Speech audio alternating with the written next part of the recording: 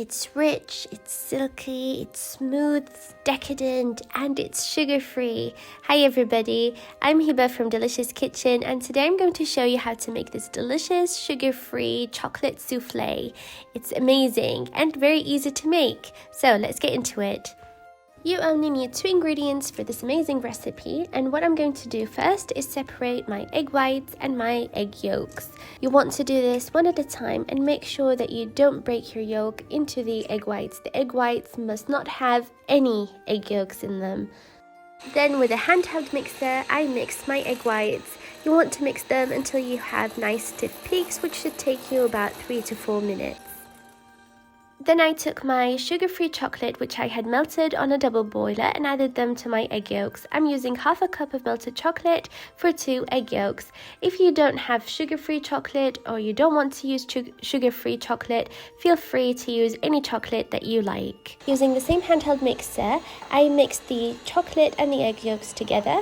You will have a sort of a stiff mixture at this point, and to loosen it up a bit, I added some espresso. Initially I was going to add 1/4 of a cup, but I ended up using half of that.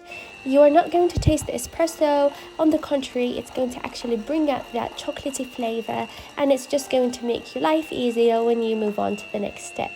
At this point, you will probably notice that the espresso has helped loosen up the chocolate and egg yolk mixture, and you want to make sure that the espresso is at room temperature. Don't add hot espresso to eggs, otherwise it will scramble them. Then I added the egg yolk and chocolate mixture into my egg whites, and I folded them. You want to make sure that you fold them gently. You don't want to mix it really fast, otherwise you're going to pop all of the air bubbles that you created when you whisked your egg whites. So just do it in a folding motion and make sure that everything has become homogeneous and well incorporated.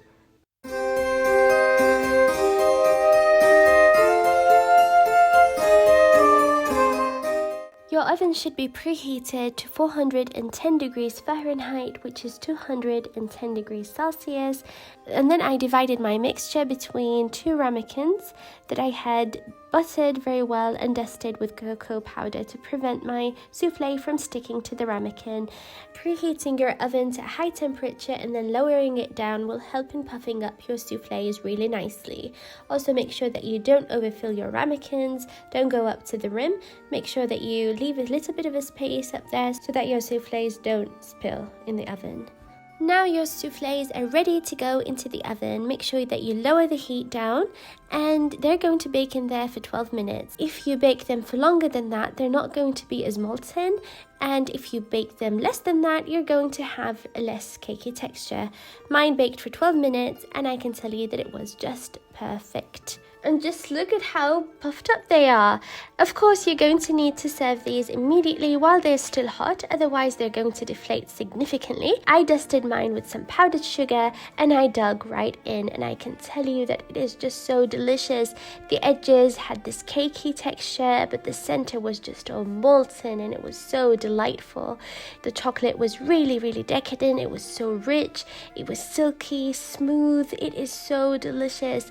It's the perfect dessert for your special someone. You can make it and impress them. And if you want to scale up the recipe, all you have to do is use 1 egg and 1/4 cup of melted chocolate per ramekin. You can also use Nutella instead of the melted chocolate if that's what you'd like. And you can serve this with some fruit, with some berries, with some ice cream. It's up to you. I hope you enjoyed this recipe. Please give it a try soon, and please give this video a thumbs up if you like the recipe, and subscribe to my channel for more easy and delicious recipes. Thank you so much for watching. Bye bye.